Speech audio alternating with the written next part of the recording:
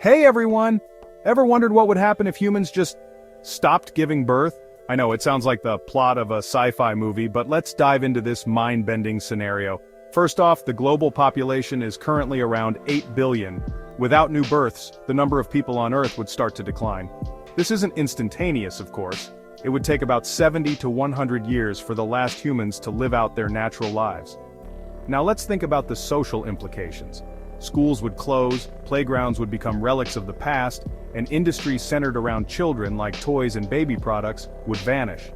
On the flip side, healthcare for the elderly would become the primary focus.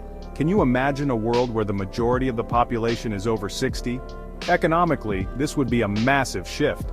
Our current economic model relies on a growing population to sustain growth. With fewer people, we'd witness a shrinking workforce and potentially a collapse in markets that depend on consumer spending. But it could also lead to innovations in automation and artificial intelligence as we try to fill the gaps. Environmentally, the impact could be profound. Fewer people would mean less strain on natural resources, which could give our planet a much-needed break.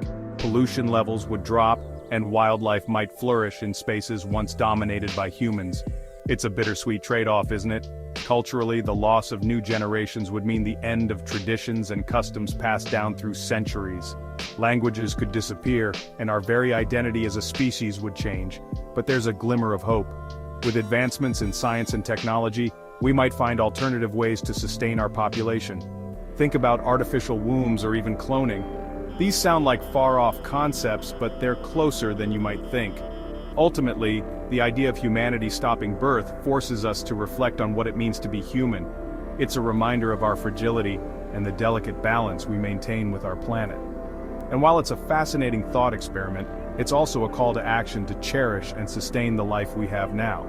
Thanks for watching, and don't forget to like, subscribe, and hit the bell icon for more thought-provoking content.